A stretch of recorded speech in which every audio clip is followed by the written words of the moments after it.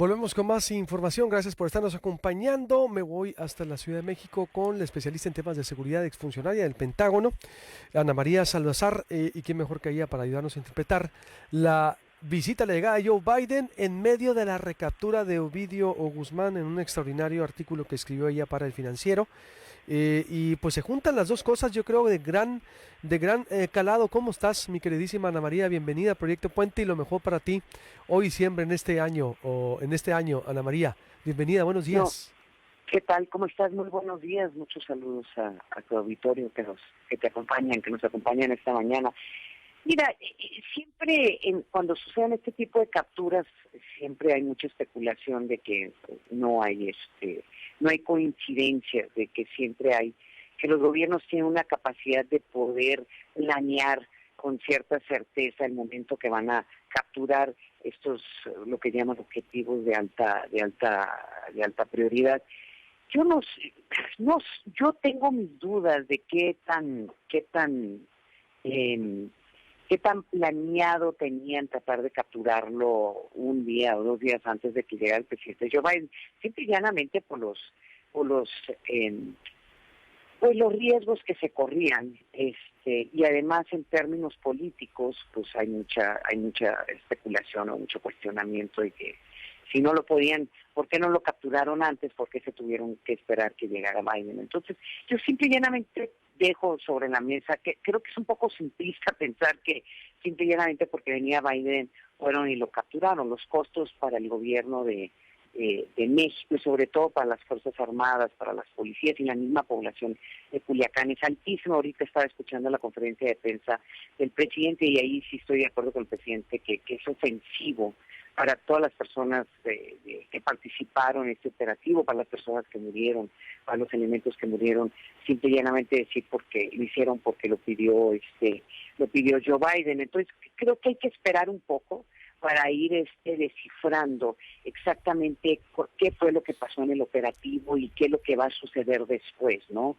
Qué va a pasar con el proceso de Ovidio, qué tan pronto lo van a poder extraditar a Estados Unidos, si lo van a extraditar a Estados Unidos. Entonces, dejo ese como interrogante, pero claramente va a ser uno de los temas que se va a poner sobre la mesa durante la reunión bilateral entre el presidente Joe Biden y el presidente Andrés Manuel López Obrador, a tal punto que sabemos que el Procurador General de Estados Unidos, Garland, el señor Garland, viene en el viaje con el presidente Biden, viene como parte de la delegación y creo que originalmente él no estaba incluido. Entonces sí es un tema importante.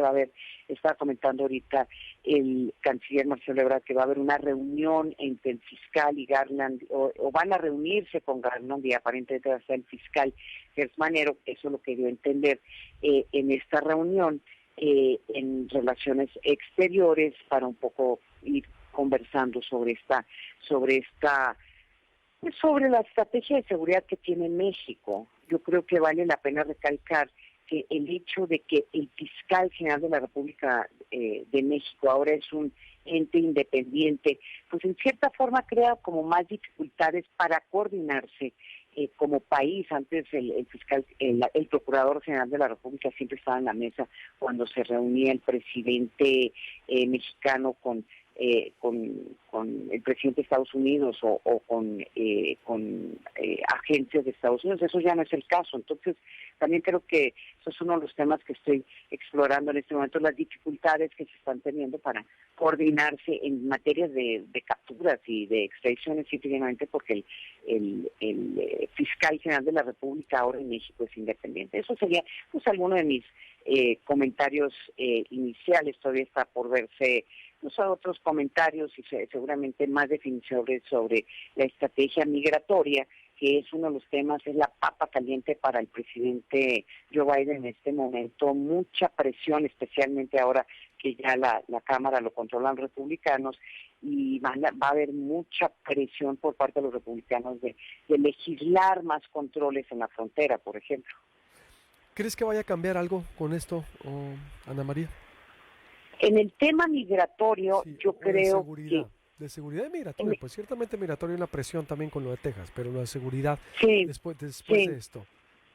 Mira, yo creo que en el tema migratorio sí hay mucha presión de Estados Unidos, poder pues exigirle a México que haga un mejor control sobre las personas, el número de personas que están entrando a México por la frontera sur y por las costas, particularmente en este momento en donde pues la percepción que hay, yo diría, entre los grupos migrantes es que este es el momento, si se va a entrar a Estados Unidos, este es el momento de entrar. Entonces, por eso se están reflejando flujos migratorios no solamente de venezolanos y de cubanos. Nunca había habido en la historia reciente estos flujos tan importantes de cubanos, de venezolanos.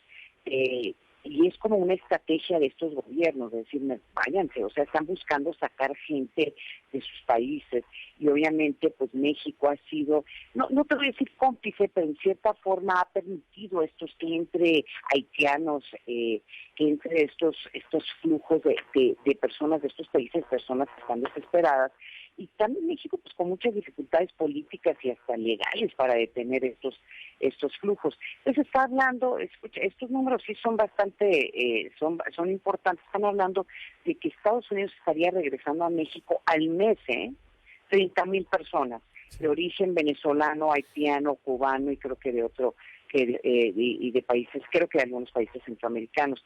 Eso es muy importante subrayarlo, porque 30,000 es un número, es un mundo de personas, pero no están hablando del flujo de mexicanos. Y ese es un tema y que se ve en el estado de Sonora. Yo acabo de estar en Hermosillo y acabo de estar, conversando con gente tratando de entender qué está pasando con los flujos de personas. El tema del flujo de mexicanos que están tratando de ingresar a Estados Unidos también está teniendo picos históricos. No se había visto esto yo creo que desde los 80. Entonces, es el 40% de las personas que están ingresando sin papeles a Estados Unidos en este momento son mexicanos. Eso crea también pues una percepción de crisis en México. ¿Por qué se está yendo tanto mexicano en este momento? Y es porque hay la percepción o que va a cambiar Estados Unidos su estrategia migratoria, o porque hay una crisis de seguridad, una crisis económica en México. Entonces, este tema de poder proteger por lo menos a esos migrantes mexicanos, creo que por debajo de la mesa ha sido una de las prioridades, o debería de ser una de las prioridades del gobierno de Andrés Manuel López Obrador. Y en temas de seguridad, es decir, que le queda, ¿qué crees que pueda modificarse por cómo está el país? Porque en tu artículo decías ciertamente cómo es que, vaya, em, pues se necesita ya una estrategia de guerra, Ana María, que no la hemos tenido o no la quiere tener el gobierno a cómo está el país. Es decir, a Estados Unidos le preocupa esto también, y tú lo sabes. Obviamente le preocupa. O sea, ustedes han visto las imágenes que surgieron de las televisoras y de los mismos medios de comunicación en Estados Unidos después de lo que pasó en Culiacán la semana pasada, el arresto de Ovidio Guzmán. Y sí, no hay forma de esconder esa realidad de lo que está pasando, en lo que está pasando particularmente, pues antes decíamos en el norte del país, ¿no? Pero lo que está pasando en Sonora, que a veces las imágenes no se ven tan reflejadas en los medios de comunicación en Estados Unidos, o lo que está pasando en Michoacán, lo que ha pasado en Guerrero, lo que está pasando en Guanajuato, caray. Pero esas imágenes de la capacidad bélica que tienen estas organizaciones criminales está empezando, yo creo que ya a calar en la psique no solamente de los estadounidenses, sino alrededor del mundo.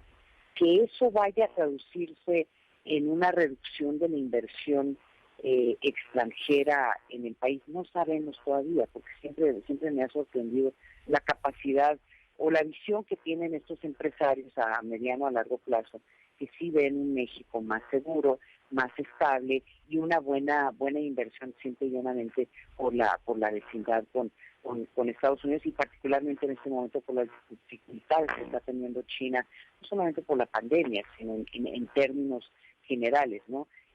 Particularmente el crecimiento de su economía y esta fricción que hay entre Estados Unidos y China, que se está viendo reflejado en presiones que ejerce Estados Unidos en otras economías del mundo, particularmente el mexicano. Pero el tema de la estrategia de abrazos y no balazos, esta ley que se aprobó, si tú recordarás, el año pasado, antepasado, en donde se controla más la coordinación entre los agentes de seguridad de Estados Unidos y el gobierno de México.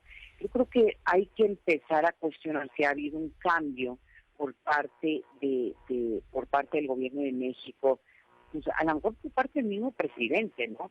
De que no se puede dejar que estas organizaciones criminales controlen estados completos. Y entonces yo pongo sobre la mesa, yo creo que el tema que debemos de seguir como analistas es si después del arresto de Ovidio, ¿qué sigue? Si nomás fue ir a arrestar a una persona, o ya se empieza a ver una estrategia más sistemática de poder tratar de ir retomando espacios que tiene en este momento el crimen organizado. Y como tú dices muy bien, se vuelve una estrategia de enfrentamiento, vamos a decir una estrategia de guerra, pero claramente una estrategia que cambia por lo menos el discurso que había tenido el presidente, en donde yo siempre interpreté esta estrategia de abrazos y no balazos como una estrategia como de negociación. O sea, ustedes no se metan, no nos hagan mucho ruido, no nos hagan mucho, no se metan con la población, traten de mantener la situación estable, y nosotros como gobierno pues nos vamos a hacer pactos, que fue lo que sucedió estos primeros 4 años, que no hubo en verdad la voluntad de enfrentarlos y evitar que controlaran tantos espacios, tal vez porque había beneficios electorales por si se dejaba que estas organizaciones continuaran funcionando, o pensaban, que a mí me pareció un error, que fue mi columna la semana pasada, que pues, si se tenía esta estrategia de negociación, pero una negociación informal o no formal, sin hablar directamente, pues que estas organizaciones iban a reducir la violencia. Pues al contrario, ha incrementado la violencia, y además claramente no pueden estar favoreciendo un cártel versus otro, porque surge pues, lo que se está viviendo ahorita en Sonora, en Sinaloa, en muchos de los estados del norte, donde hay una guerra intestina entre cárteles, porque no puedes estar negociando o cerrar los ojos ante las actividades de un cártel y pensar que los otros cárteles no van a reaccionar. Siempre hay una tradición, en este tipo de estrategias siempre hay una tradición, ya sea por parte del gobierno o por parte de los grupos del crimen organizado. Entonces, yo creo que lo que hay que ponerle atención es que si ha habido un cambio, no solamente en el discurso, que parece ahorita, uno lo escucha y diría que no ha pasado nada, ¿no? Que siguen en el mismo camino, pero lo más importante es los operativos que se estén llevando a cabo para poder retomar control sobre ciertas partes del país. Yo no estoy hablando con la exfuncionaria del Pentágono y especialista en temas de seguridad, Ana María Salazar, quien le ha dado seguimiento pues puntualmente en los últimos sexenios desde lo que ha sido Fox, bueno, desde lo que ha sido décadas, ciertamente, lo que está ocurriendo en el país, pero que le entiende muy bien, me refiero a la evolución de lo que ha sido la estrategia de seguridad de gobierno con gobierno en este país, Ana María. Yo la verdad, como te decía, cierro como empezaba, ¿no? De la preocupación de lo que veo en el país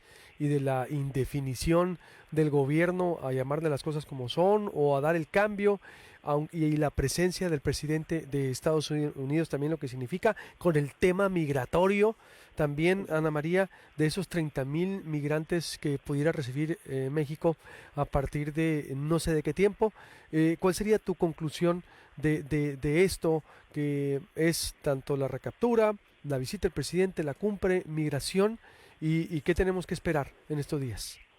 Mira, yo creo que públicamente van a hablar mucho sobre pues, el tema comercial, el TEMEC y las diferencias que hay de política o la visión que tiene México ante, por ejemplo, estas empresas energía y los paneles que surgen debido a la nueva estrategia, bueno, no nueva, pero la estrategia de la cuarta transformación en relacionados a la producción de electricidad, también en temas de la visión que se tiene sobre la extracción y y toda la estrategia energética, ¿no? Que ha tratado de implementar esa administración, que básicamente es tratar de abolir o eliminar la reforma constitucional que promovió el presidente Enrique Peña Nieto en materia energética, que buscaba, pues, en cierta forma rescatar a Pemex, pero pues ellos nunca lo vieron así. Pemex es una empresa que está que en un descuido, a ver si no se arrastra toda la economía del país, pero bueno, eso ya es tema para otra discusión. Pero ese va a ser uno de los temas, ¿no? O sea, respetar el TEMEC, cómo va el TEMEC y la importancia del TEMEC la importancia que tiene el TEMEC en este momento para poder ir reemplazando, reemplazar el papel que ha jugado China, o tratar de ir buscando que mucho de lo que se producía o se hacía en China pudiera volver o regresar o iniciarse en América del Norte. Le llaman offshoring, mucha gente le llama, otros es más que offshoring, es como diversificación, pero sí hay como esta idea de que hay una coyuntura muy interesante para América del Norte, de tratar de buscar lo que hacía China que se haga en la región de América del Norte.